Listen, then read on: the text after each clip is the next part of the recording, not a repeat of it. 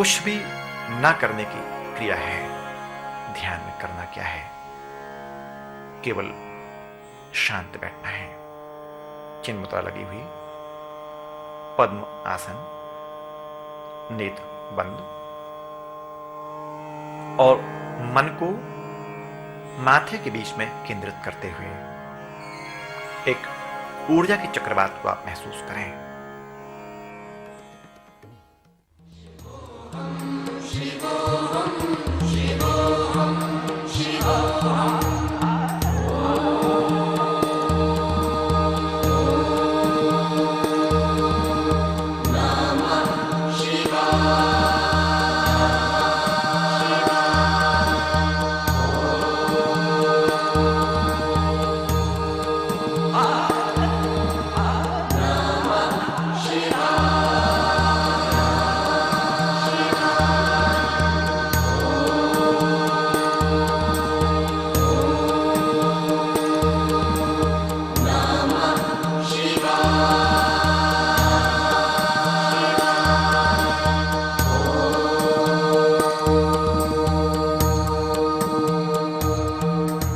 अखिल विश्व की जो परम आत्मा है, सभी प्राणियों की वही आत्मा है। वही आत्मा सच्चिदानंद में हूँ, अमर आत्मा सच्चिदानंद में हूँ। शिवोहम शिवोहम शिवोहम शिवोहम शिवोहम शिवोहम शिवोहम शिवोहम शिवोहम शिवोहम शिवोहम शिवोहम शिवोहम शिवोहम। सौंदर्य योग क्या है? इस संपूर्ण संसार में मानव जन्म श्रेष्ठ माना गया है। परमात्मा भी तरसता है इस जन्म को पाने के लिए, देवता भी तरसते जन्म को पाने के लिए। और जितना सौंदर्य मानव के अंदर है, उसकी त्वचा में है, उसके मस्तिष्क में है, उतना सौंदर्य संसार के किसी पशु पक्षी में नहीं है। सौंदर्य एक अनुभव का विषय है, एक अनुभूति है कि अब आपका शरीर, आपका मन कितना सौंदर्य से परिपूर्ण है। जब भी आपकी त्वचा निखरती है, आप कितने खुश होते हैं। जब भी मन का सौंदर्य जागृत होता है, आप कितने खुश होते हैं, कितने मस्त होते हैं। सौंदर्य एक औषधि है। जब भी आप कहीं पर जाएं, अपने आप को अच्छा बना के जाएं। अपने आप, आपकी चाल का सौंदर्य, आपके बैठने का सौंदर्य, आपके खड़े होने का सौंदर्य, आपकी हर अदा का सौंदर्य, ये आपके लिए एक जीवन की क्रांति है। सौंदर्य जीवन का सच है। जब आप योग आसन का प्रयोग करते हैं तो आपका सौंदर्य निखरता है, वजन में कमी आती है, रोग खत्म होते हैं, अंदर के दोष खत्म होते हैं और त्वचा आपकी निखरती है। मस्तिष्क आपका सकारात्मक होता है। दुनिया में सौंदर्य आपको महसूस होता है कि दुनिया कितनी सुंदर है, लोग कितने सुंदर हैं, लोग कितने अच्छे हैं। इसीलिए जब आप आसनों का प्रयोग करते हैं, आप प्राणायाम का प्रयोग करते हैं, ध्यान का प्रयोग करते हैं, तो आपके अंदर सौंदर्य योग पैदा होता है। आप सुंदर बनने का प्रयास करते हैं, सुंदर बनाने का प्रयास करते हैं। आप किसी को नष्ट करने की बात नहीं करते हैं। योग एक जुड़ने की प्रक्रिया है। योग एक जुड़ने का नाम है। किससे? अपनी सुंदरता से, समाज की सुंदरता, परिवार की सुंदरता और राष्ट्र के सौंदर्य की सुंदरता।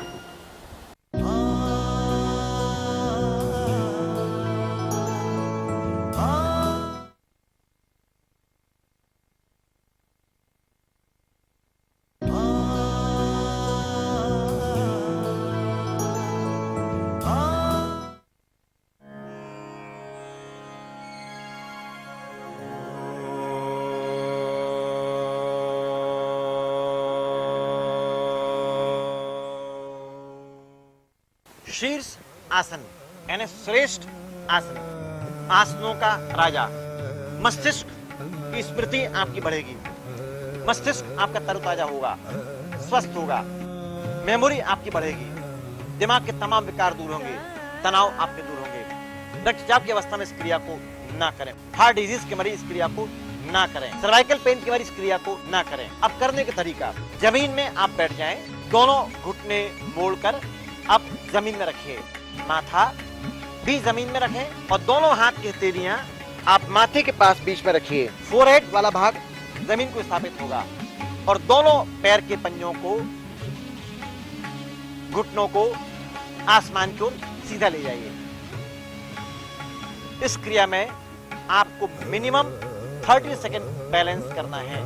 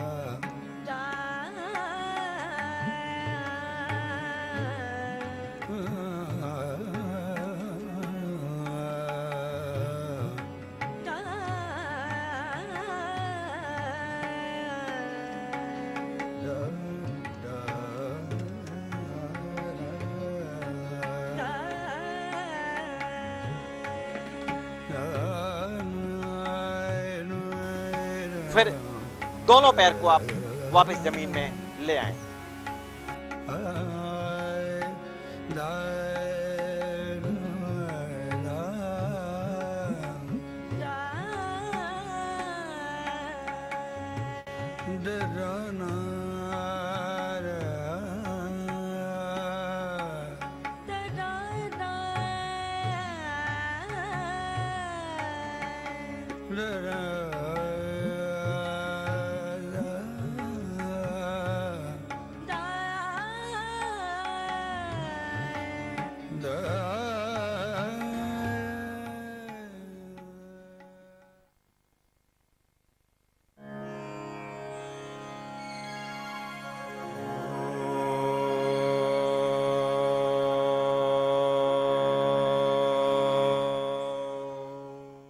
पश्चिमोत्तानासन पश्चिम पीठ के भाग को कहते हैं। उत्तान उसको सामने की ओर खींचना। पेट आपका साफ होता है, कब्जियत आपकी दूर होती है। हृदय रोगियों के लिए क्रिया बहुत इफेक्टिव है। चलिए पोजीशन लीजिए। दोनों पैर सामने की तरफ, पीठ आपकी सीधी, दोनों हाथ की हथेलियां आसमान की ओर खींचिए। श्वास लेते हुए 1, श्वास छोड़ते सामने आए। दोनों पैर के अंगूठे पकड़िए और एल्बो को जमीन में छुलाने का अभ्यास करिए। माथा घुटनों के स्पर्श करेंगे।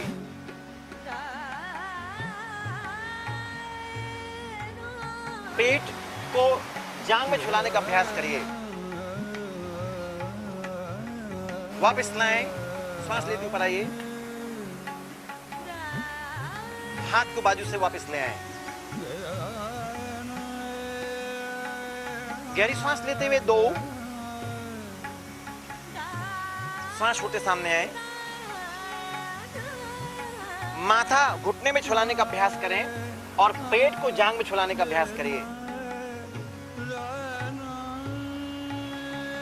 भगवान शिव का प्रिय आसन पश्चिमोत्तानासन। वापस लाएं, हाथ को वापस लाइए,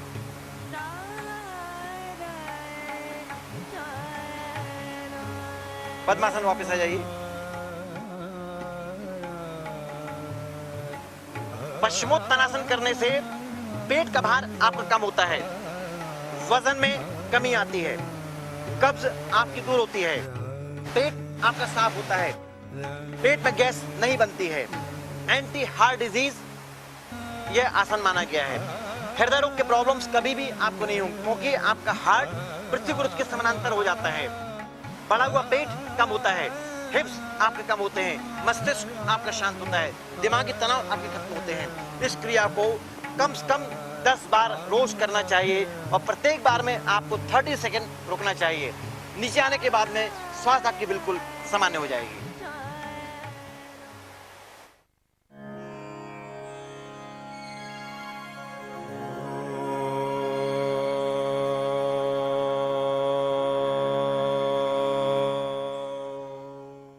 विभक्त पश्चिमोत्तानासन मतलब पैरों को फैलाना, विभक्त करना, फैलाना। चलिए शुरुआत करते हैं। दोनों पैरों को मैक्सिमम फैलाइए, इन्हें दोनों एड़ियों में करीब 3 फीट का और 4 फीट का अंतर होना चाहिए। दोनों हाथ कंधे के समानांतर। राइट हैंड से लेफ्ट टो को पकड़ना है और माथा घुटने में छुलाना है। राइट हैंड लेफ्ट टो, श्वास छोड़ते हुए 1, माथा घुटने में छुलाइए,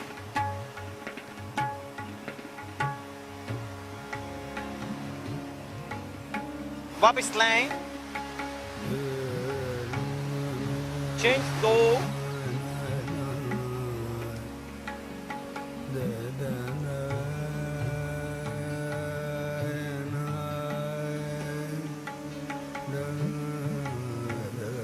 वापस लाएं, चेंज 3,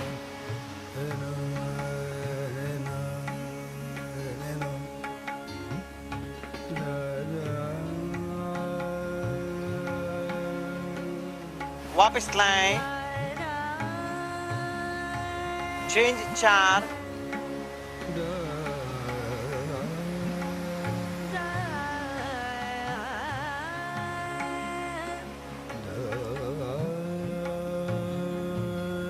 वापस लाएं,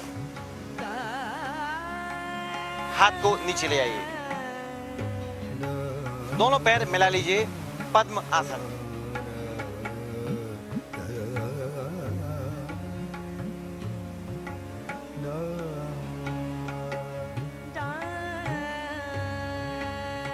इस क्रिया को करने से पेट का भार आपका कम होता है, महिलाओं का मासिक धर्म नियमित होता है, चेस्ट की मसल्स, मांसपेशियां आपकी मजबूत होती हैं, बढ़ा हुआ पेट आपका कम होता है, गैसेस के प्रॉब्लम्स आपके कम होते हैं, चेहरा आपका कांतिमय होता है, नेत्र ज्योति आपकी बढ़ती है, हृदय की उम्र आपकी बढ़ती है, दमा के रोग आपके दूर होते हैं।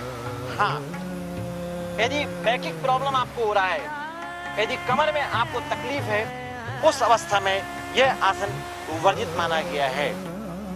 ताकि मस्तिष्क को शांत करने के लिए, तरोताजा करने के लिए, ज्वाइंट्स को खोलने के लिए यह क्रिया सबसे उत्तम मानी गई है।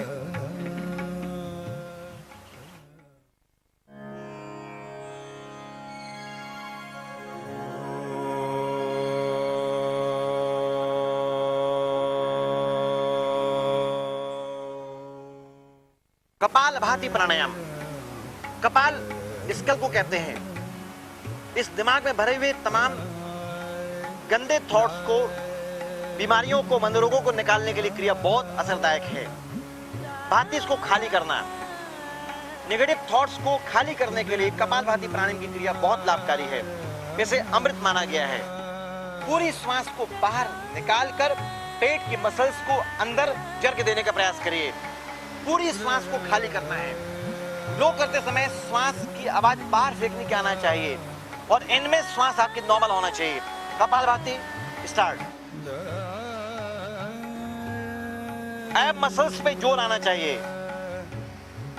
एब मसल्स पे जोर आना चाहिए। इस क्रिया को मिनिमम 3 बार 3 मिनट तक करना चाहिए और मैक्सिमम 15 मिनट से ऊपर नहीं करना चाहिए। हार्ट डिजीज के मरीज एकदम इसको ना करें, रक्तचाप के मरीज ना करें, तकलीफ बढ़ सकती है। वेट लॉस करने के लिए, डायबिटीज के लिए, मन को शांत करने के लिए, साइनस प्रॉब्लम को दूर करने के लिए, सर्दी को खत्म करने के लिए यह क्रिया बहुत लाभकारी है। बच्चों का मानसिक विकास करने के लिए कपालभाति प्राणायाम अमृत माना गया है। वैसे यह षटकर्म का एक भाग कहलाता है। हमारे अंदर 6 कर्म होते हैं, नेति, धोती, वस्ती, कपालभाति। ये कपालभाति और न्यौली, तो ये कपालभाति उसके एक अंग है शरीर शुद्धिकरण के लिए। चलने दीजिए इसको। इस क्रिया को मिनिमम 3 मिनट और मैक्सिमम 15 मिनट से ऊपर नहीं करना चाहिए। पेट का भार कम होता है। गर्भावस्था में इस प्राणायाम को ना करें। भस्त्रिका प्राणायाम और कपालभाति प्राणायाम वर्जित माना गया है।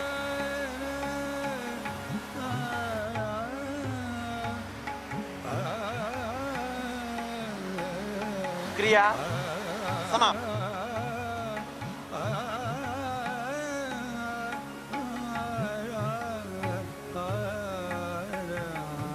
सेकेंड राउंड फिर से स्टार्ट करिए। स्टार्ट। जब कभी भी बीच में आप थकान महसूस करते हैं, उस दौरान थोड़ा आपको प्राणायाम रेस्ट देके करना चाहिए। एट ए स्ट्रेच आपको नहीं करना चाहिए, तनाव नहीं देना चाहिए प्राणायाम में ज्यादा। अपनी क्षमता अनुसार ही प्राणायाम करें।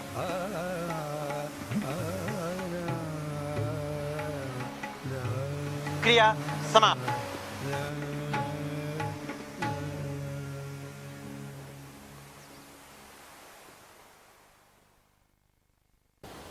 दोस्तों, बहुत गहरी बात है, बहुत गहरी बात है कि जब जब आप सौंदर्य के अंदर उतरते हैं, सौंदर्य को प्राप्त होते हैं, तो संपूर्ण जहां तुम्हारा होता है। तुम नेचर से प्यार करते हो, तुम लोगों से प्यार करते हो, तुम्हारे अंदर घृणा खत्म होती है और एक नई क्रांति पैदा होती है कि मैं, मेरा संसार, मेरे लोग दुनिया में सबसे अच्छे हैं, सबसे मस्त हैं, सबसे प्यारे हैं। सुंदरता एक उपहार है, सौंदर्य एक परमात्मा को उपहार है। इसमें कलर पे मत जाइए आप। रंग कोई भी हो, आपके सौंदर्य की अनुभूति होना चाहिए, समझने का एहसास आपको होना चाहिए। जब आप आसनों का प्रयोग करते हैं, प्राणायाम का प्रयोग करते हैं, तो हर कलर में आप सौंदर्य महसूस करते हैं, उसको अपनाने का प्रयास करते हैं। समाज, परिवार और राष्ट्र, इसको अच्छा बनाने का आप प्रयास करते हैं।